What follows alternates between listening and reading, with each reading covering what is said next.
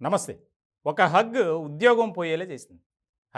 సైదాబాద్‌లో జరిగినటువంటి ఘటన ఇది.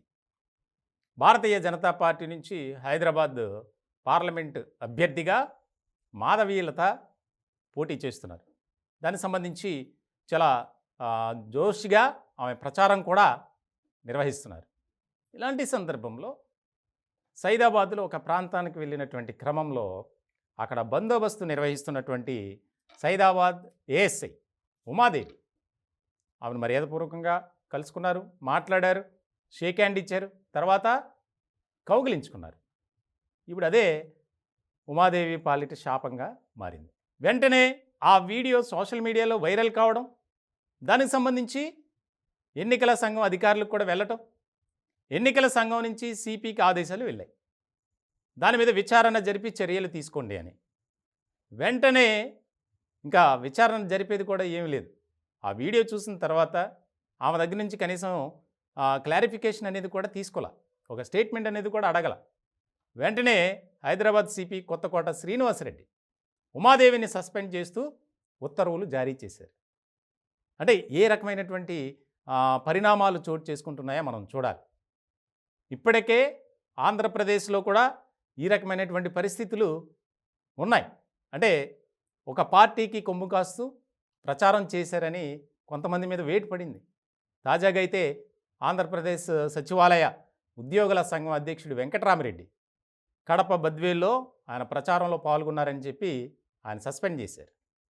ఇటువంటి క్రమంలో ఎన్నికల సంఘం ఆదేశాలు, వెంటనే ఆ వీడియో చూసి ఎంక్వైరీ కూడా జరగల.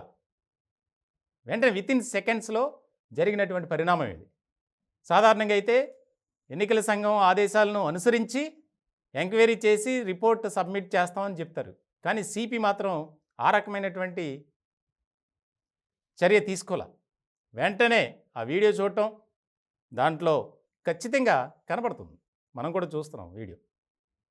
ఉమాదేవి ఆ మాధవీలతను హగ్ చేసుకోవడం అనేది వెంటనే ఆర్డర్స్ పాస్ చేశారు, ఆమెను సస్పెండ్ చేస్తున్నట్లు. ఇది పోలీస్ వర్గాల్లో ఆసక్తికరమైనటువంటి చర్చ జరుగుతుంది. పార్టీ మీద అభిమానం ఉండొచ్చు, ఆ అభ్యర్థి మీద ఒక రకమైనటువంటి అభిమానం, ప్రేమ ఉండొచ్చు, లేదా గతంలో పరిచయం ఉండొచ్చు. ఇలాంటి దానికి ఇంత పెద్ద శిక్ష అవసరమా?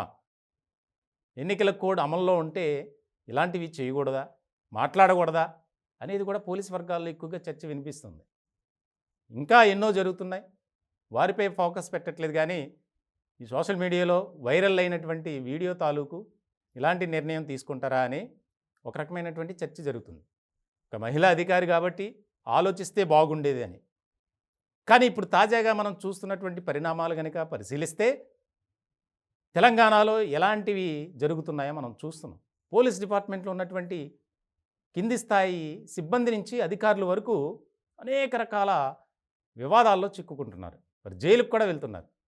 ఇటువంటి సందర్భంలో పోలీస్ డిపార్ట్మెంట్లో ఒక ప్రక్షాళన జరగాలి అనే దిశగా కూడా అడుగులు వేస్తున్నటువంటి సందర్భంలో ఈ ఉమాదేవి వ్యవహారం కూడా ఒక చర్చగా నడుస్తోంది.